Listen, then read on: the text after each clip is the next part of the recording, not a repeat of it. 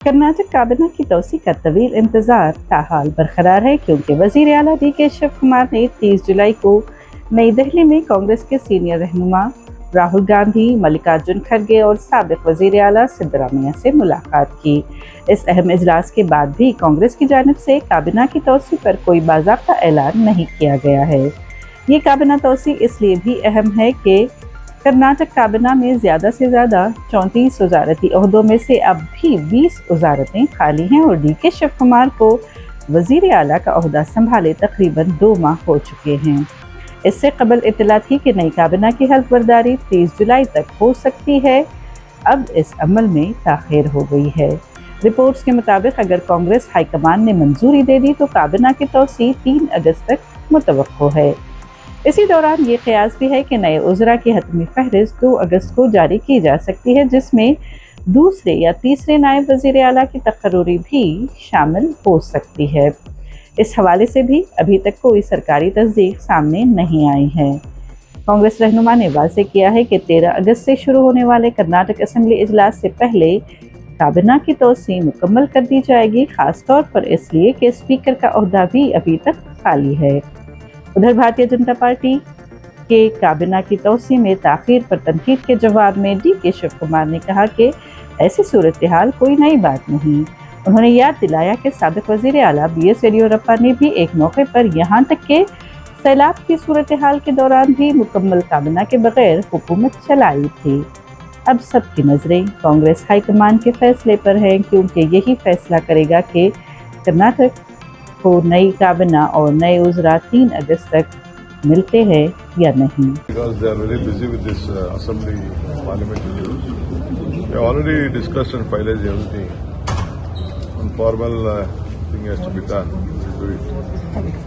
And I have called a all-party meeting on Sunday on this Kaveri issue, and the Honorable Chief Minister of Tamil Nadu is coming.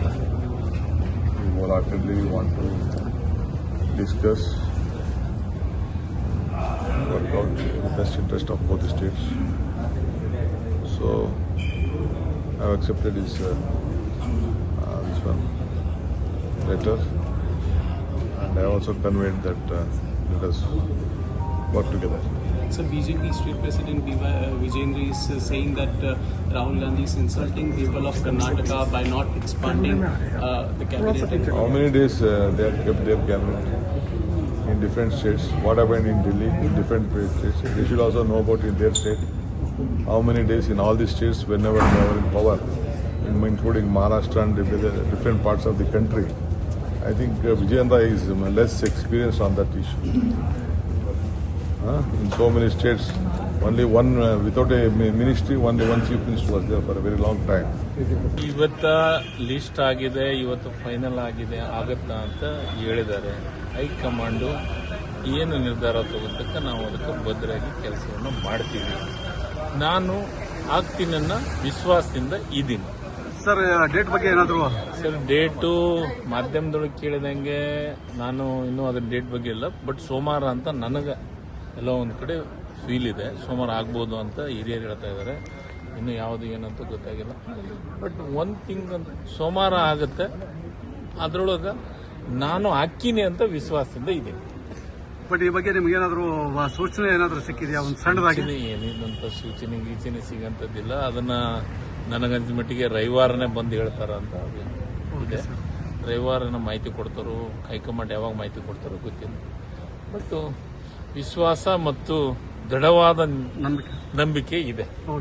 ವಿಸ್ತರಣೆ ಆಗಬಹುದು ಸೋಮವಾರದ ಹೊತ್ತಿಗೆ ಮುಖ್ಯಮಂತ್ರಿಗಳು ಹೇಳಿದ್ದಾರೆ. ಮತ್ತು ಇವತ್ತು ಪಕ್ಷದ ವರಿಷ್ಠರು ಅವರು ಕುಂತು ಸಮಾಲೋಚನೆ ಮಾಡಿದ್ದಾರೆ. ಯಾರ್ಯಾರಿಗೆ ಕೊಡಬೇಕು ಅನ್ನೋದು, ಪ್ರಾತಿನಿಧ್ಯ ಕೊಡಬೇಕನ್ನೋದನ್ನ ವರಿಷ್ಠ ಮಂಡಳಿ ತೀರ್ಮಾನ ಮಾಡ್ತೇವೆ. ಮುಖ್ಯಮಂತ್ರಿಗಳಿಗೆ ಆದೇಶ ಬರ್ತದೆ. ಮುಖ್ಯಮಂತ್ರಿಗಳು ಸೋಮವಾರ ರಾಜ್ಯಪಾಲರಿಗೆ ಹೇಳಿ ಶಪಥ ನೀಡಬಹುದು ಅಂತ ಶಪಥ ಕೊಡಿಸ್ತಾರೆ. ಧನ್ಯವಾದ. ತಮಗೇನಾದ್ರು ಸೂಚನೆ ಬಂದಿದೆ ಸರ್? ಗೊತ್ತಿಲ್ಲ. ಡೇಟ್ ಸೋಮವಾರ ಅಂತ ಇದಾಯ್ತು ಸರ್? ಸೋಮವಾರ ಅಂತ ತಿಳಿದು ಬಂದಿದೆ. Okay sir.